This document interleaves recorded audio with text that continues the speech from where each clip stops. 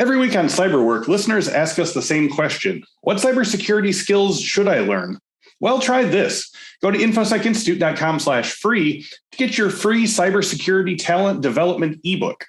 It's got in-depth training plans for the 12 most common roles, including SOC analyst, penetration tester, cloud security engineer, information risk analyst, privacy manager, secure coder, and more.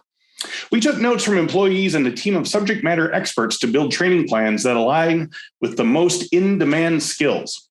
You can use the plans as is or customize them to create a unique training plan that aligns with your own unique career goals. One more time, just go to infosecinstitute.com/free or click the link in the description to get your free training plans, plus many more free resources for Cyberwork listeners. Do it. infosecinstitute.com/free. Now, on with the show. Today on Cyberwork, our guest is Giora Engel of NeoSec, and our focus is securing APIs. Find out why APIs are the new network, why their very nature makes them vulnerable to abuse, and how to position yourself as an authority in the ever-growing field of API security. All that and a little entrepreneur talk today on Cyberwork.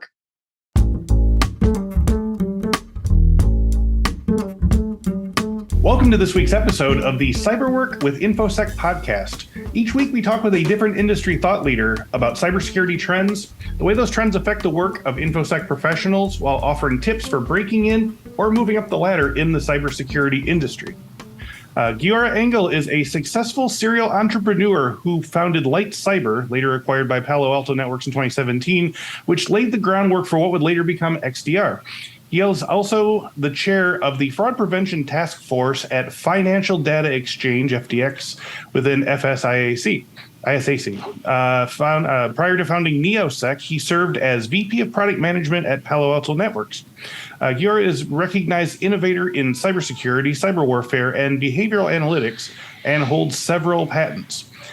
His broad range of technology experience spans network analysis, cybersecurity, algorithmic coding, and mission-critical systems.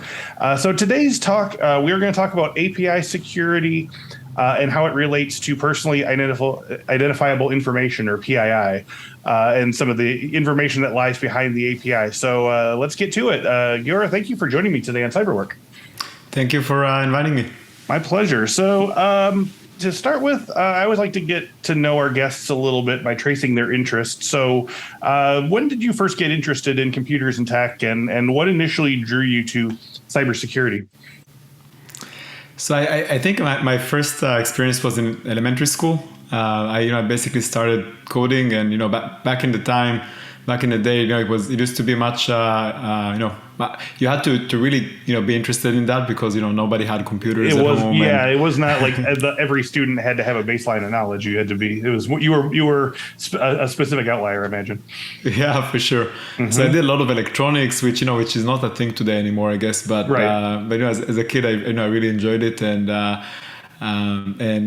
computers, and I got to understand that this is really what I like to do. Yeah, electronics in the sense of what, like you were maybe building like radios or like sort of little electronics projects like that. And stuff. Yeah, all sorts of electronic projects like blowing up things by mistake, and like all sorts of fun. Did that connect at all to your sort of knowledge of computers in the sense of because some people can code and set up security perimeters for all day long, but do you also have a good sense of like the guts of computers in that regard? Was there an interest in like taking apart computers and understanding how they work? Yeah, exactly. I think that taking apart and understanding how stuff works, I think also applies to to then hacking and yes. kind of understanding things from the inside out. Gotcha. Okay, so it's a take it apart and hopefully put it back together mindset. Yeah. So can you talk about some of the formative projects, positions, experiences, or lessons that put you on the path from your days with the Israeli Defense Forces in the early 2000s to your present day role as CEO of NeoSec? I mean, it seems like founder CEO springs up a lot in your background. So we mentioned in the bio, but you're sort of a serial entrepreneur as well. What's the appeal of that? Again, I guess imagine it's building things, right? Yeah. So I think when I started my army service, I kind of transitioned from just coding stuff to leading new projects and new ideas and new startups in a sense. I was very fortunate to be in a place where my innovation and basically thinking about new things and implementing new things that nobody thought about doing before was actually making a huge difference. So that really I think was the maybe first step that prepared me for for being a founder later on. Yeah.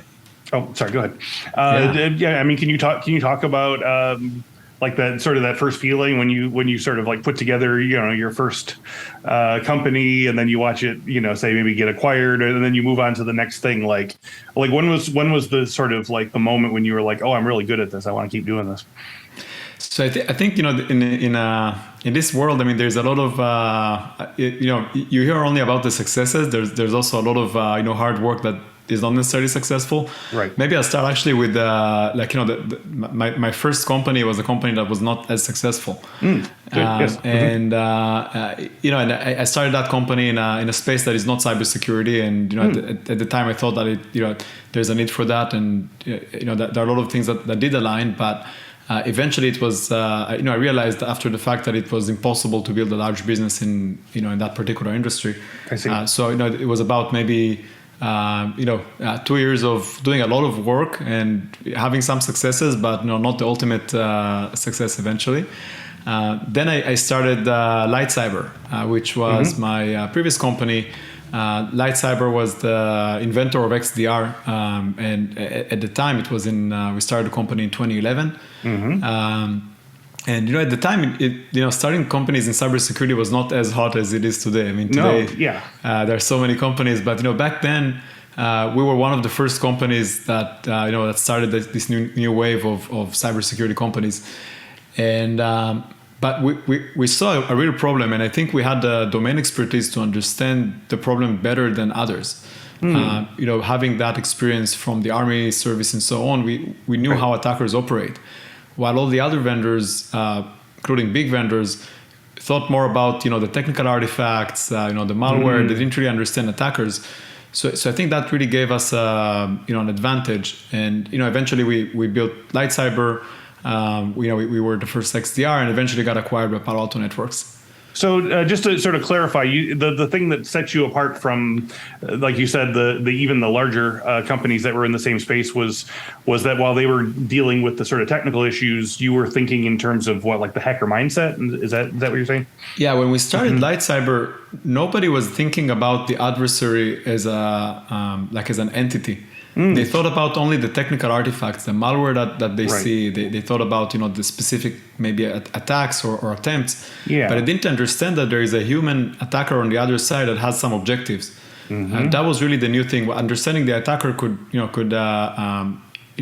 let us focus on effective ways to detect and respond.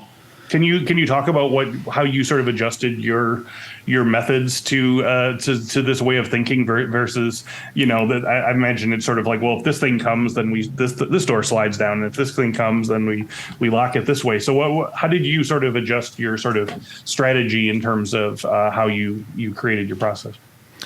So when you deal with realistic attackers as opposed to just technical artifacts, I think it's more of a behavioral analytics question, because at the end of the day there is a human coordinating different aspects of the attack, and then typically behavioral analytics is the answer. It's also the connecting line between Light Cyber and between what we do today at NeoSec. These are different areas of attack and different attackers, but understanding what the attacker is trying to achieve enables us to come up with a good solution of how to find, or detect attacker behavior versus, just other noise that exists out there. I gotcha. Okay, thank you for the clarification there. So today's topic, as I said, we're talking about API security. So I was sort of sadly ignorant of this a while back, but regular Infosec guest Alyssa Knight talked about API security and how she did a presentation where she hacked the APIs of several organizations from the stage during her talk. But that was a while ago. And so for our listeners who are new to the concept, can you break down exactly what an API is and what role it plays within networks and organizations, especially as regards those that collect sensitive information? Yeah, I think the best way to think about APIs is like the new network in a sense. So, I mean, if you think about the network, it has a lot of different layers. It has the physical layer where we connect cables. It has the internet. It has different layers that are built on top of the other. API is actually the top layer. Beyond all these networking layers, there is another, typically HTTPS protocol, right. and that basically enables to implement these APIs. And the APIs are just a way of communicating, requests and responses. I mean, different software components, ask for the information and receive the information. So I think the best way to think about it is that today, in practice, this is the new network. It doesn't really matter, if you're implemented in a data center or in public cloud like AWS. You need, in the end of the day, you need to connect different software components together in order to provide a service. And maybe even more important than that, most of the services today are digital services that we consume as people and as companies.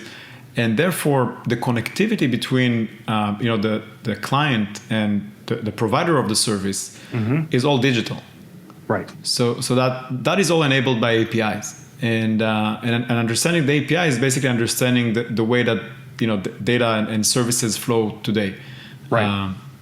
And I think the thing that sort of Alyssa said that it's something that I think a lot of people kind of just turn it on and forget it, or don't give it a lot of thought in terms of whether it's secure or not. It's just sort of like another link in the chain, and it seems like one where it's getting, it's more impregnable than people would require or would expect, right?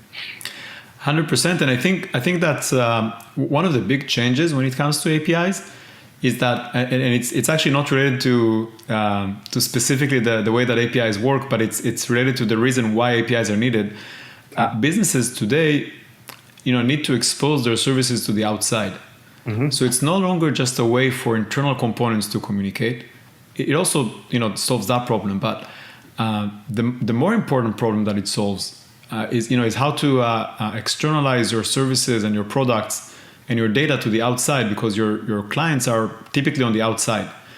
So we came from, we kind of transitioned in the industry from, having business systems that are buried inside our network and gated by a lot of different gates, into a place where our core business has to be exposed to the outside through these APIs, because this is what we do. I mean, it's this is what we need to do from a business perspective. But of course, it brings a lot of risks, because when you expose your core business to the outside, let's say if you're a financial institution and so on, you have to do it, but there's also so much risk in it, because other people can, attackers can also try to to use it against you and so on. Right. So in our pre-show discussions, you were careful to mention that API security wasn't just about rogue actors, although that's certainly a big part of it, but also could involve misconfigured APIs. So can you talk about some of the common misconfiguration errors, why they happen so often, and some best practices for both implementing and testing your company's APIs to ensure that they're not inviting intruders? Yeah. So the first problem that we see is typically starts from lack of inventory. That's even more basic than misconfiguration, because if you don't know what your APIs are, you can't even ask yourself, are they configured right, or if they're robust enough. Right. So it starts with that. Once you you have a good understanding of your of your APIs, you can ask yourself, what is the way that they're implemented, deployed, configured, to make sure that that the right access controls are implemented, and the APIs are built in a way that doesn't reveal more information than it should. The hard thing about it is that all these details are actually kept in a lot of different places. I mean, it's some of it is in the API gateway, some of it is actually in each specific microservice. So that code of that controls authorization of who has access to what. And a lot of other decisions of how much information do you answer when you get these requests and so on, is actually buried in a lot of different places. So it's super hard to enforce it in one place. There's really no way to do it. So as a result, there are a lot of different sensitivities and vulnerabilities that can be part of these API implementations. But then vulnerabilities are not the only thing, because vulnerabilities, I think what's good about them is that if you detect them on time, you can fix them, you can improve them. Right. But even perfectly written APIs can be abused, and that's I think what's maybe new about APIs versus just the technical infrastructure that they sit on. Again, because they give you the kind of a window or a portal to your internal business logic. There are a lot of good reasons why authenticated access would like to get more than it should. Sometimes you can have a partner that uses the APIs excessively, or a new user on the system that is trying to use it in order to create many users and maybe get some benefits of new user creations and so on. So all these small things are basically ways to abuse the APIs without even hacking them. Right. Those sound more like insider threats. Then is that reasonable, or? They're not necessarily insider though, right? Okay. I mean, it could be an external third party that has access to the API. I see. Either a partner or a user. Okay. Gotcha. That is interesting. So, I mean, at this point, there's not really a sort of easy answer to issues like that. Is that correct?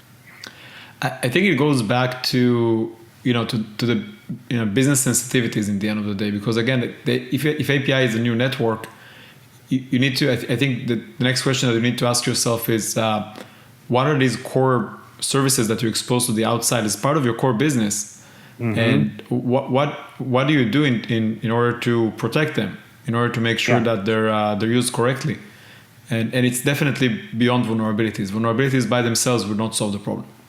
Right. So speaking in terms of the sort of valuable things that are within, so it seems that APIs, and especially those on that protect personally identifiable information, or PII, such as in finance, like you said, or healthcare, these are definitely tied to privacy issues. So we just had a live event recently, Cyberwork Live, in which we talked about privacy and regulation and how they differ from one part of the world to the next. Obviously, there's different privacy certifications and knowledge bases and stuff. So what role does API security and configuration in the privacy regulations required by places like the US, Canada, Europe, and others? Is there are there variants that you'll need to know about when thinking about your API security? Yeah. So I'll give you maybe another angle to that. I think it's actually really interesting to understand that regulation sometimes actually forces you to expose more through APIs. So it's before even addressing the regulation that tells you to make sure that you're not exposing too much. So there's one common regulation in the world is open banking. Open banking is more in Europe than in North America, but it basically forces financial institutions to expose their core payment capabilities through APIs. And it forces them to actually let all the different companies that participate in the ecosystem to be able to hit their APIs, even if they don't know them. Gotcha. So that is one area. Another area of regulation actually in the US is that in healthcare, the insurance companies are required by regulation to expose all the PII information for what's called interoperability. So that they can interoperate between themselves automatically and without paper trail, and that basically means that they have to expose their most sensitive data in a way that they can't really control exactly how it's accessed, but in a certain way. So maybe the conclusion from all of that is that regulation today for business reasons requires you to do more and more APIs. Yeah. In the same time, there are some compliance frameworks that help you to identify what you need to do in terms of protecting the data, and not exposing information that you're not supposed to expose, and so on. Now, in your opinion, if someone is interested in getting into this aspect of privacy and API security, would it make more sense to specialize in sort of one part of the world? I mean, obviously, if you're living in a certain place, you're probably going to want jobs in that area. But, Chris Stevens, one of our instructors, has, the entire rainbow of, privacy regulations from all around the world, and, can work anywhere in that regard. But do you think that there's just too much, to sort of take in to be, you have to be kind of like master of one thing, or can you really sort of specialize in a diverse way like that?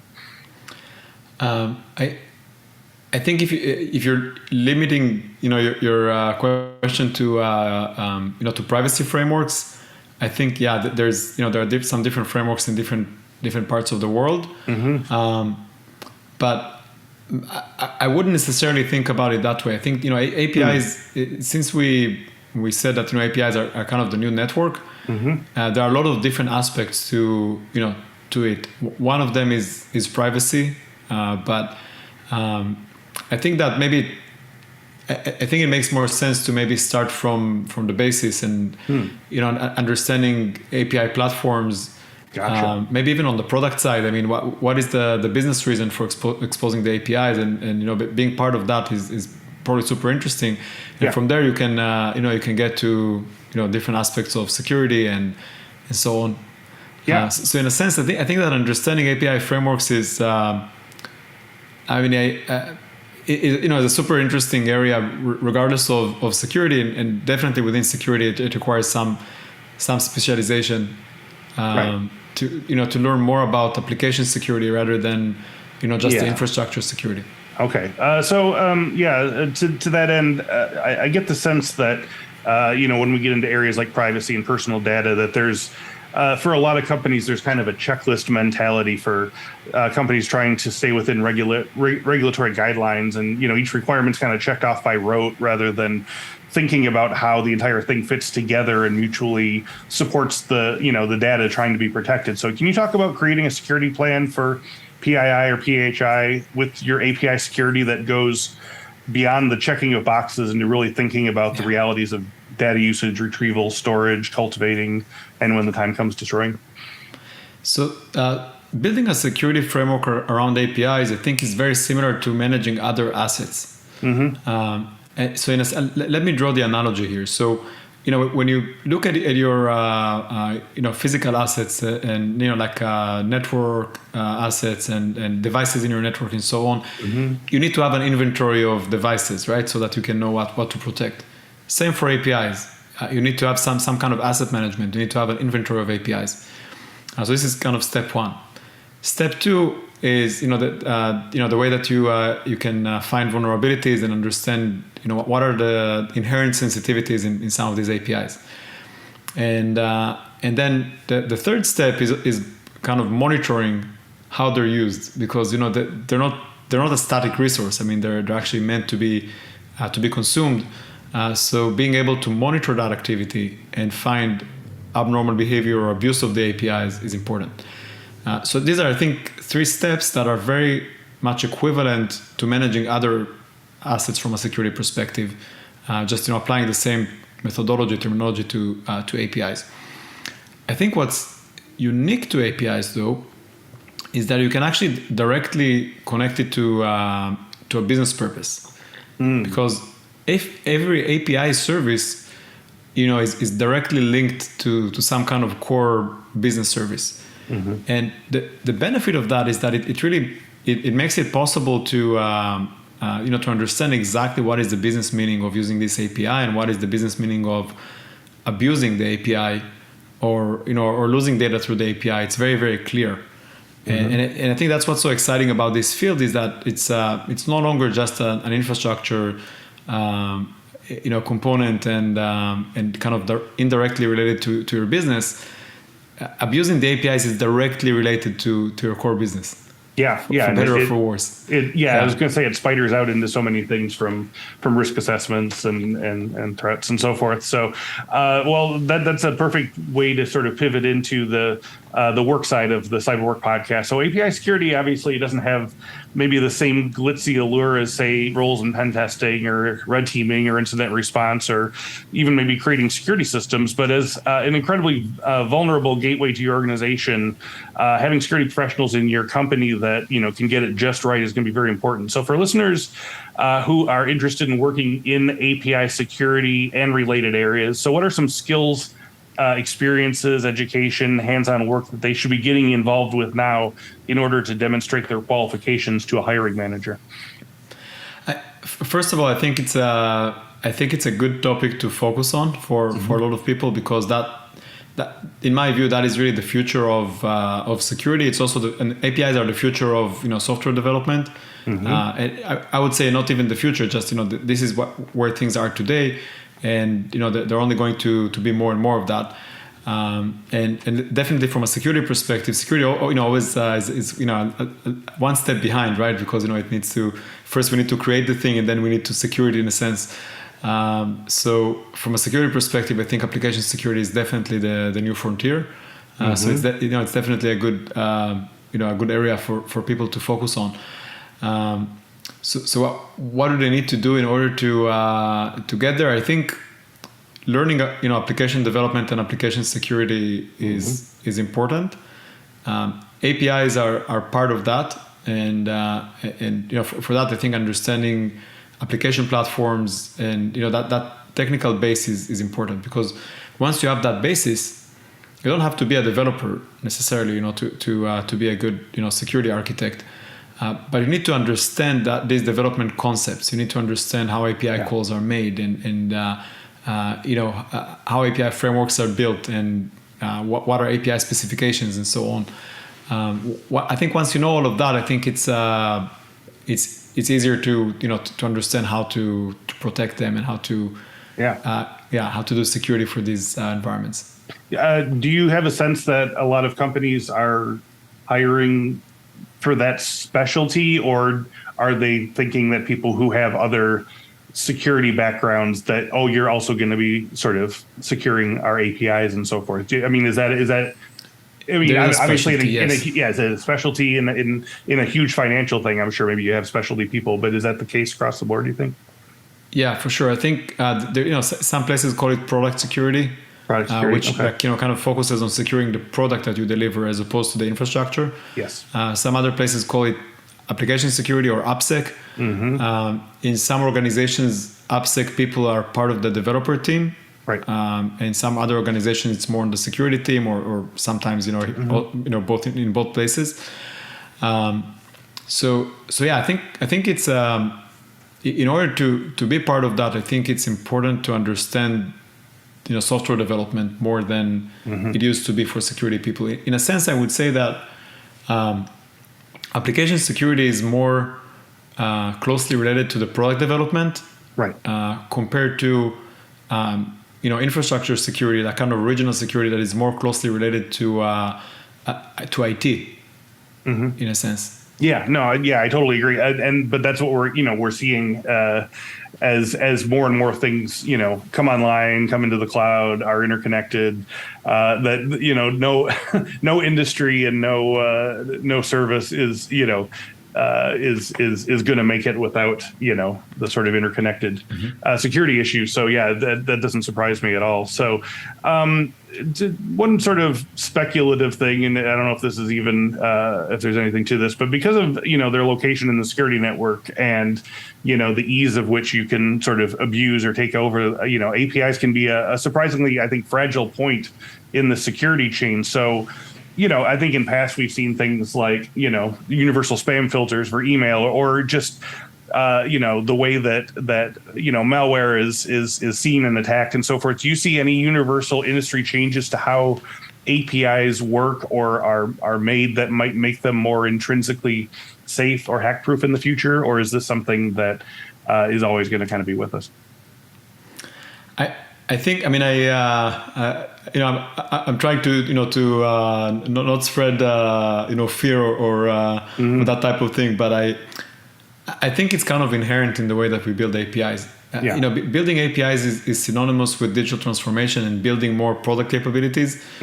So, and I think that the main purpose of these APIs is to expose these capabilities to the outside from a business perspective. Right. Therefore, I think there's always going to be that business sensitivity. I mean, we expose more and more over time. Yeah, there's sort of a controlled danger there. It's like it has to happen if we're going to let it through. Okay, I see. It has to happen. So I think I don't know if there is a silver bullet that can make the APIs better. I think in many cases, naturally, I mean, if people have better tools and products to they have good sense of their inventory of APIs and they eliminate vulnerabilities. That's good.